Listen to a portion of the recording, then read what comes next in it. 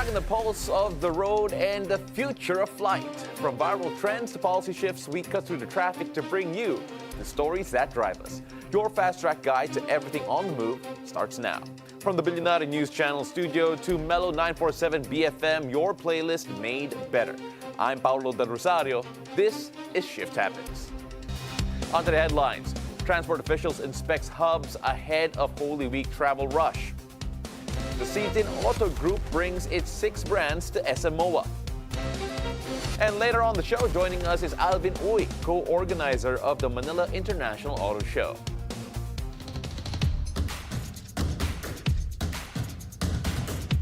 Transport officials begin inspection of hubs ahead of the upcoming Holy Week rush. MMDA General Manager Nicolas Torre and Office of Transportation Security Administrator Gilbert Cruz lead the joint inspection and security audit this morning at the Parañaque Integrated Terminal Exchange. The inspection aims to ensure the safety and convenience of passengers expected to travel during the holiday period. Meanwhile, the MMDA is warning motorists that using unauthorized aesthetic license plates, such as Japanese or Euro-style designs, is strictly illegal and subject to a 5,000 peso penalty. Agency official Gabriel Go clarifies that brand new vehicle owners must use only LTO-prescribed conduction plates while waiting for permanent ones, emphasizing that car ownership is a responsibility, not just a privilege. The MMDA notes that non-standard plates hinder law enforcement and vehicle identification. Senator J.V. Ejercito is threatening to strip the PNP Highway Patrol Group of its budget if they continue providing VIP escorts that worsen Metro Manila's traffic. He criticizes the unregulated use of 20 to 30 convoys during rush hour, arguing that these escorts bully motorists and override traffic signals instead of managing the road. To enforce accountability, the senator orders the HPG to submit a full list of personnel assigned to VIP duties, warning that their funding is at risk if they don't return to their primary mandate of public traffic safety. The award-winning service at Mactan Cebu International Airport gives every passenger a great travel experience. Now, the airport meets global standards and is now one of the leaders in the Asia-Pacific region. Mary Ann Uy reports. The Mactan Cebu International Airport has been recognized as the best airport in the Asia-Pacific region at the 2025 Airport Service Quality Customer Experience Awards. The recognition was based on feedback gathered from 700,000 passengers worldwide. The Mactan International Airport was declared winner in the 5 to 15 million passenger category, reflecting high levels of passenger satisfaction and positive feedback on the airport's services. This marks the second consecutive year that Mactan Airport has received the prestigious recognition, having first earned the award in 2024. Overall, ito kasi is an award for customer experience. So what the passenger has experienced as soon as he gets inside Mactan Cebu International Airport. From the check-in counters, his experience with the check-in counter clerks, with the immigration officers, with our passenger service agents, with our customs officers, the rest of those that are working at the Mactan Cebu International Airport. In the Philippines, only Cebu and Clark Airport in Pampanga received awards from Airports Council. Clark International Airport was named Best Airport at Arrivals globally. The resort managers in Lapu-Lapu City welcomed the recognition, saying the award boosts Cebu's tourism industry. Among them is Simon, a Malaysian national who shared that he personally experienced the warm and efficient service at Mactan Airport. I think more on consistency. To win the award is easy, but to maintain it is difficult. So I hope that they can maintain the same standard that what they're having now. Stakeholders emphasize that while maintaining world-class standards is challenging, it remains attainable through strong collaboration between the private and public sectors. Mary Ann Uy, Billionaire News Channel, Cebu. Philippine Airlines is seeking official approval from the U.S. Department of Transportation to launch the first-ever non-stop service between Manila and Chicago, targeting a start date in the summer of 2026. This historic route would connect the Philippines directly to the U.S. Midwest for the first time, eliminating the need for the 118,000 annual travelers on this path to transit through hubs like Seoul or Tokyo. Spanning over 8,000 miles, the flight will be one of PAL's longest and is expected to utilize their new Airbus A350-1000 fleet, which features the ultra-long-range capabilities necessary for the journey. If approved, Chicago will become PAL's sixth U.S. destination, further solidifying its dominant 68.5% share of the non-stop seat capacity between North America and the Philippines. The Philippine Ports Authority has reached a historic financial milestone, posting an all-time high revenue of 30.9 billion pesos for fiscal year 2025. This represents a steady 8.86% increase from the previous year, driven by surging vessel traffic, cargo volume, and strategic tariff adjustments. Due to this robust performance, the PPA board has approved a record 5.33 billion peso dividend remittance to the national government, the largest in the authority's history. Since 2016, the PPA has more than doubled its annual income, with General Manager Jay Santiago committing these earnings to modernizing port infrastructure and boosting national logistics efficiency.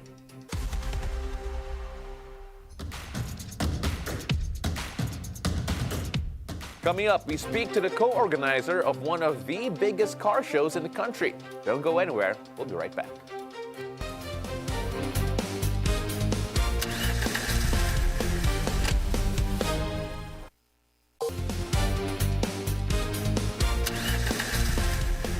Welcome back. You're still watching Shift Happens. Now, we're going to try to break down big topics into more simple, easy to understand conversations with experts and resource persons to give you the insights and answers you need, fast and clear.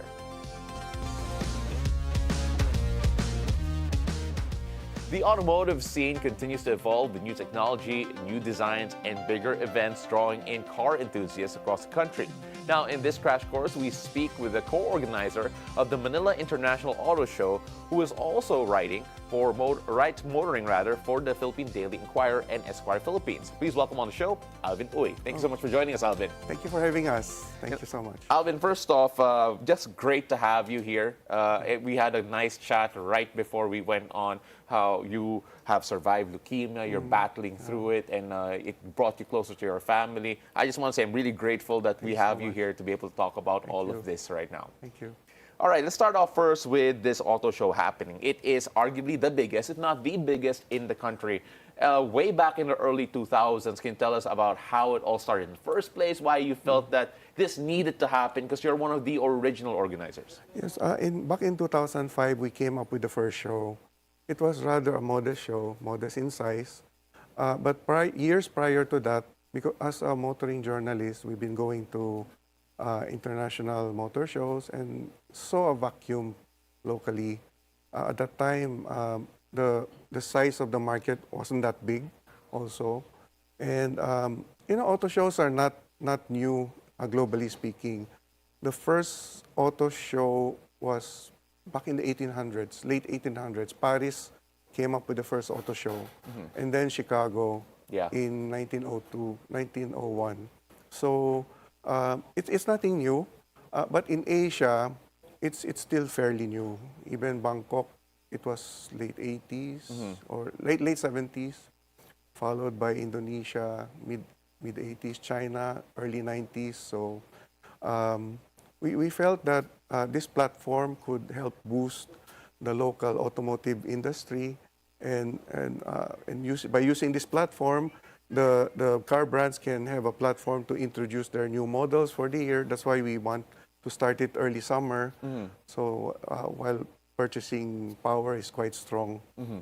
When we look at what's happening in the automotive space, and of course with this show in particular, what was it that ito yung kailangan natin way back when in the original version, in the 2005 edition of the auto show, that you'll still have here? Ano yung mga must-haves in every auto show, in every edition that you've had so far? Well, I guess two very important components. First is the automotive brands, the car brands. Yeah. They are the products, and also the audience. So if you have a product, you have an audience, we are just merely the facilitators for this platform.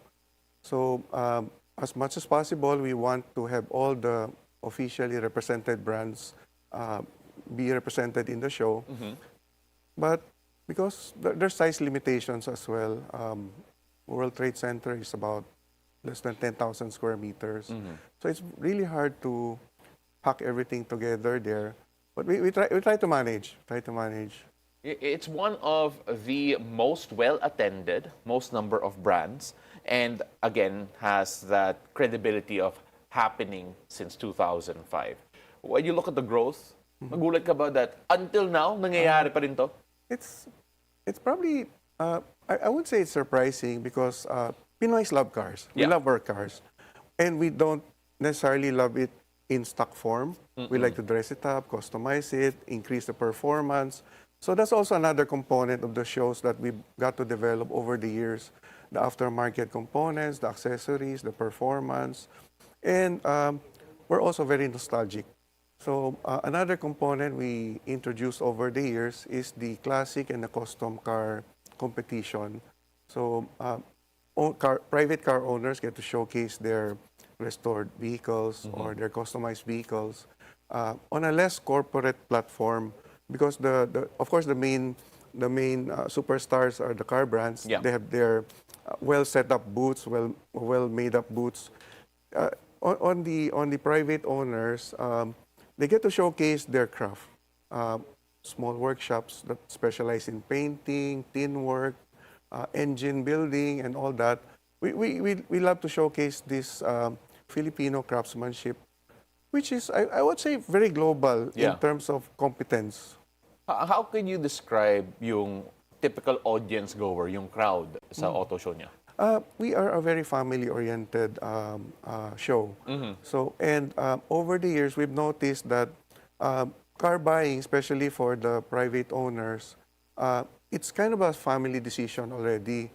It's not just the breadwinner who makes the decision, picks the car. They let the kids, they let the wife try on the car. You sit inside, see if the seats work, what features these cars offer, what kind of platforms are available out there. It's kind of all-in-one roof situation for us. Rather than go to individual car shops, car showrooms, you have something that's all-in-one roof. You can take your pick. And we also, and financing is also a very important component. Yeah. So a large part of car sales locally are financed. So we partnered with banks like BPI, who's our co-presenter for this event. They gave out special packages so that it encourages more an easier purchase, especially if you're a first-time car owner. When we look at the vibe of the auto show, it feels like siguro back in 2005, you might feel that, okay, yung talagang premium cars or better displays might be mga muscle cars or yung mga talagang may horsepower talaga. But as of late, I mean, we see it in the numbers, we see it on the road in general, dumadami na yung hybrid, EV. Has the flavor of the cars on offer changed for you, especially with all this new technology coming in? I believe, in our show at least, inclusivity is very important. Yeah. We embrace new technology, EVs, electrified vehicles, also alternative fuels. There was one time we even had a fuel cell concept vehicle on display. But the nostalgic part in our market also we have a market for classic cars as well and custom cars. So it's a multifaceted event. Yeah. And we have to make it the full spectrum. If you look at other shows, especially the big auto shows in Europe or in the US, they're very corporate, they're very brand oriented. It's media centric, trade centric. We like our shows to be very consumer centric. It's kind of like a buyer show rather than strictly corporate trade show. So it's more of a buyer show. It feels like you're really trying to cater to what the audience wants Yes, as yes, well. yes. Are there any trends that you're seeing right now that you're finding yourself having to cater to more in terms of yung consumer habits ng mga Pinoy? Uh, it's people are starting to embrace electrification, especially the plug-in hybrids. Um, they are quite successful. If you see a lot of new brands and the legacy brands also trying out models with electrified platforms. So that's probably the general direction of the market. But you probably cannot walk away from the internal combustion engine platform. There's a lot of romanticism involved there. Personally, Yeah. I love old cars. Yeah. So you can in our show we'll still have muscle cars, sports cars that speak of raw horsepowers. And there's also a new trend, by the way. There's a trend called the overlanding, off-roading Oh, yeah. community there. It's growing quite fast.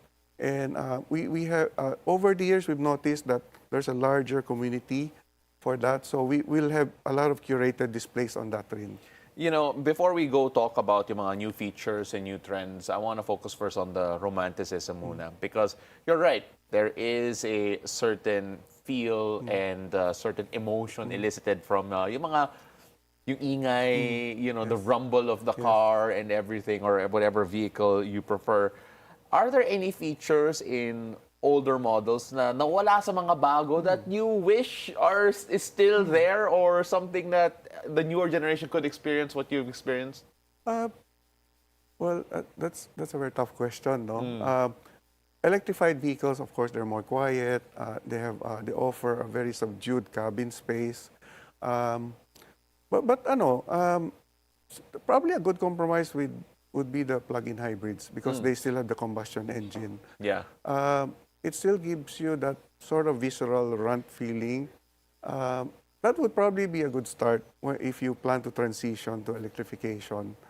A lot of my friends, actually, they have electrified vehicles or EVs, but they still have a couple of what we can say collectible cars, the older cars, the classics. Yeah. So maybe it can be a weekend car that you drive along, and where there's less traffic also, because these cars, because of their age, you need to kind of pamper them and really make sure you take care of them. Yeah. So that probably would be the sweet spot, I think. I remember back in the day wherein when I learned how to drive, kailangan mo matuto manual muna eh. Oh, so yung yes. clutch and all of that. Right now, it feels like you can sort of skip that. I don't know if something that we missed, but I think it would actually increase the barrier of learning how to drive and make it more of an effort to do so. Especially for I guess the Gen Z market, which is maturing now, they're beginning to be of that age that car acquisition is probably one of the things they're looking at. Manual is, of course, harder to learn. Of course. But, and the irony there is, back then, a manual transmission car is the base model. Now, it has become sort of a premium. There are still some available variants that are in manual, but mostly it's the sports cars. Well, you can start off with an automatic or an EV. An EV, you don't need even to shift na. So the power is very linear. So once you get the habit of learning how to drive properly, you can always go back to trying out manuals. So I think there's still room for that. Yeah. Probably more on a niche scale. Well, it's actually a surprise now that sinasabi nga natin that yung manual premium ngayon eh, di ba? So it just goes to show you that things change really quickly. Yes, that's right. But something that is also changing here right now, I mean, like if anyone who is shopping for cars right now would probably feel or understand or start to know and learn about that there are new brands now entering the market that are challenging yung mga legacy brands natin, like the likes of Toyota, which has held a huge market share for a very long time. When you take a look at some of these trends, especially when it comes to yung mga electrified vehicles, yung mga hybrids, what are you seeing in terms of yung consumer spending that the brands are starting to take notice, and which brands are rising in your mind? As far as trends are concerned, Toyota is still the top dog there 45% market share. And then the rest of the 60 or so brands out there have to share with the 55% pie. So personally, I don't see that changing anytime soon. But you can see the non-legacy car brands, the tech brands, so to speak, rising up there. BYD's one. I believe last year they are already number 3. So that kind of gives you an idea of where the market is headed. BYD, a Chinese brand, here backed by AC Mobility here in the Philippines, and there was a time wherein the stereotype would have been that the Chinese brands were not as reliable, or maybe the services might not have been as accessible compared to some of the other brands that we do have here. But it feels like these cheaper alternatives have started to gain traction. You mentioned BYD coming at number 3. Is this a bit of a surprise or expected considering the product that BYD and some of the other Chinese brands have been rolling out? Well, they probably entered the market. They kind of entered late in the game as a Chinese brand. Yeah. There were a lot of other brands that came in earlier. But I guess they probably just had the products that the Filipino consumer wants. And of course, it's globally, they're also doing the same. It's the trend is not just in our market. They're quite big globally. So there's a lot of awareness of the brands, and that kind of encouraged the local market as well to make them as successful as they are. But if you notice, the acceptance of there are a lot of other options out there. Of course, giving just as much or even maybe more features, and but generally speaking, the build quality and the reliability of these cars have risen by leaps and bounds. I've been to a few of those factories in China, and I must say they are really world-class facilities already. I was just in Chongqing 3 weeks ago. I saw one of the plants of the Chang'an group. It's all robotics. It's fully automated. QC. That province even have their own testing facility. Yeah. That's open not only to the Chang'an factory but to other brands as well. We tried that test track. It's huge. It's, I would say, also world class. And when we had that track day back then, there were so many brands, so many cars out there of different brands. That market is they're very inclusive. They're very driven also. Because of I guess it's the national policy to pump prime the automotive economy. So that it's a good strategy. You mentioned a while ago that the legacy brands, it's Toyota in particular, who holds a huge market share. You don't feel that it would be challenged anytime soon, but with the like of, again, using BYD as an example, who released their numbers recently, yung increase nila in terms of volumes of sales has been was pretty impressive considering how a bit lax or slow or a bit flat rather yung sales on 2025 for in the automotive industry in general. Can Chinese brands start to challenge legacy brands sooner rather than later, or medyo matagal pa yan? I think there might be a transition time pa. There's no clear trend to that. But you can see among the top 10, you would see a few brands up there already coming up. To my mind right now, MG is another one. Yeah. MG, they're back in top 10.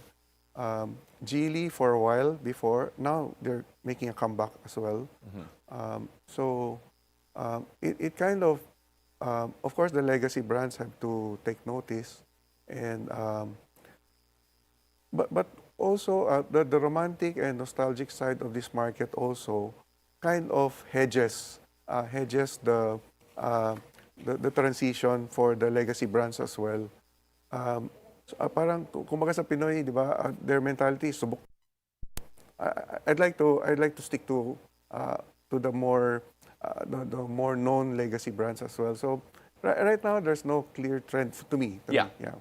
I mentioned a while ago na medyo flat yung growth of the automotive industry in terms of sales in 2025. What would help it bounce back in 2026? Well, last January, Campi already came up with a report that there's a 10% dip um, in the sales. No, it's not a trend right now. They can always because the target is still there. Um, it's probably a reminder also for all the brands to step up in terms of beefing up their marketing efforts. It's an opportunity.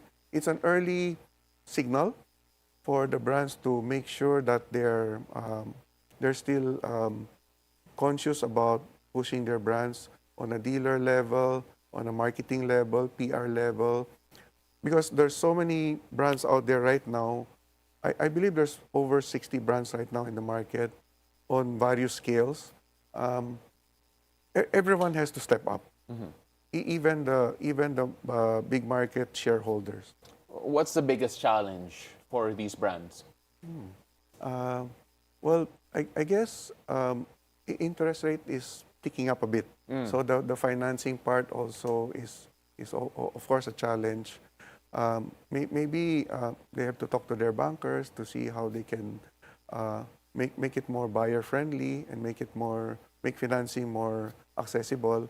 But at the same time, also exercise prudence, because siyempre if you keep on offering no down payment, zero interest, low monthly payments, there's always a hazard in overextending credit. So it's a tricky balance, and hopefully the financing community would step up as well in helping out. But maybe exercise prudence. You know, Alvin, we can talk about this for an hour longer, pero galit na si Derek eh. She's all over my ear. Before we let you go, I just want to go back a bit in your background. To talaga, 2005, this auto show started. You have been a motoring journalist for 2 decades, give or take. At that time, si G. Baroga, yung producer po namin, was a lot shorter than what she is right now. Why? Why are you still here doing motoring? Why is this still your passion? Well, being a motoring journalist, I needed a day job also, so to pay the bills. Fashion industry, I work for a home improvement company. So it gives me access. But motoring, who doesn't love cars? Especially us guys, no? And I've grown to love this community. A lot of my colleagues in the industry have become friends, both the corporate and the media side. So it's more than a community. I would say family. Can you invite all our viewers to catch the auto show? Oh, I'd love to invite all your viewers to catch the Manila International Auto Show, known as MIAS, at the World Trade Center, happening this April 9 to 12. Oh, by the way, I forgot to mention, aside from World Trade Center, we also managed to rent the Philippine Trade Training Center, PTTC. That's another building. We want the show to be seamless, so we're going to have a custom-built connecting linkway. So once you get inside the main hall, it's all seamless. It's all connected, air conditioned. You won't be warm. All right, and that's a very important part of it. Mia's happening very soon. Again, Thank you so Alvin, much. thank you so Thank much you. for having Thank us. you. Again, you can also Thank you. catch his work on the Philippine Daily Inquirer and Esquire Philippines. Maraming salamat, much. Alvin. Thank you Really so much. appreciate you coming on. Thank you. All right, Thank you. so next up, we're plugging into the future and leaving the gas pump behind. See how the industry is recharging when shift happens returns.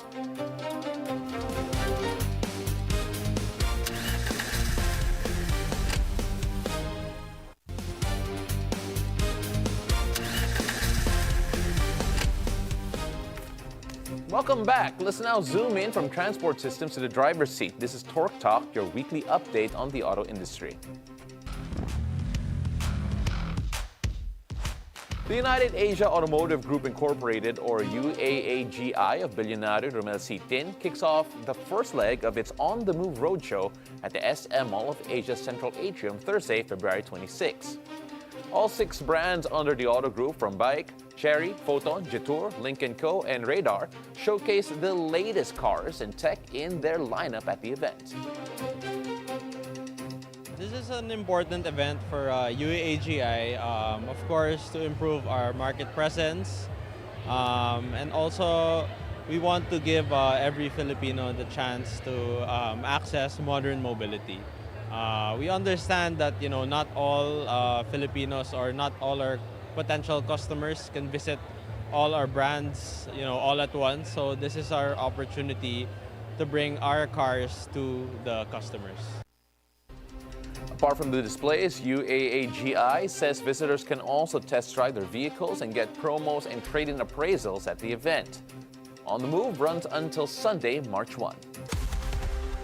Now, in a push for sustainable governance, the provincial government of Bataan adds 7 Radar RD6 full electric pickup trucks to its public service fleet. Officials say the zero-emission vehicles will support frontline operations, including emergency response, disaster preparedness, and environmental protection. The Metro Bataan Development Authority says that the transition to a 73 kilowatt-hour battery-powered fleet shows the province's commitment to both the environment and fiscal efficiency. As the province continues implementing the Electric Vehicle Industry Development Act, the provincial government says the fleet sets a national example of how LGUs can combine high-performance utility with ambitious carbon reduction goals. Po yung napili namin na i-purchase actually kasi siya ay full EV. Wala kaming gagastusin na mga fuel or gasoline po sa pagpapatakbo nito. And at the same time po, makakatulong din po ito sa environment. Okay kami dito. Bawas pagdating sa fuel consumption, sa emission, better quality ng air ng ating province.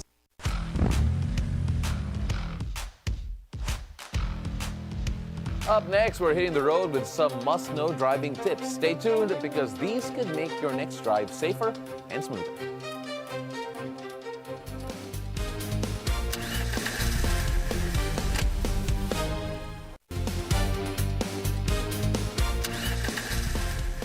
Welcome back. You're still watching Shift Happens. Now it's time to talk about something every driver needs to master: staying safe and smart on the road.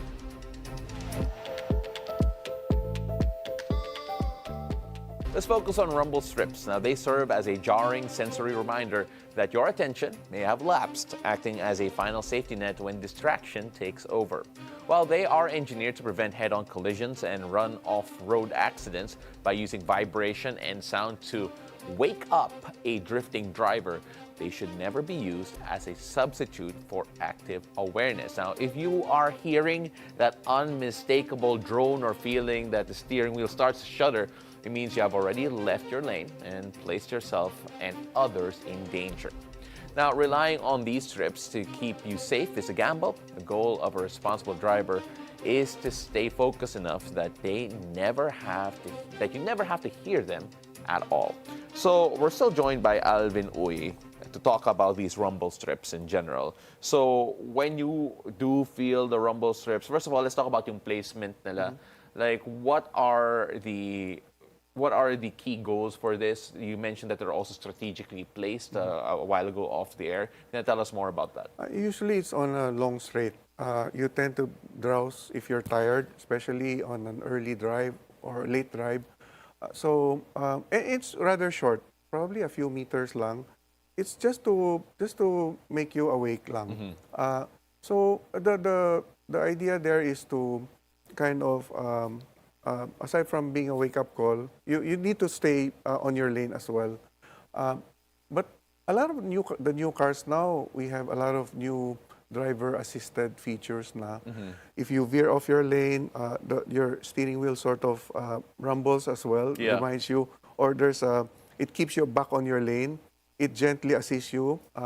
So it's an extra pair of eyes on the road inside your vehicle. Yeah. Some people are curious about how to approach rumble strips. Does that necessarily mean na kailangan mong bagalan as you approach the rumble strips, or can you just drive as normally? Normal lang. You don't even have to slow down. It's just a couple of seconds and then you're passed through it na. Yeah. So There are some features also, I don't know if this counts as rumble strips, but there are some lanes that do have those little bumps na kapag lumapit ka, nag-rumble rin ng konti in some highways, if I'm not mistaken. Yes, Does that yes. count as that as well?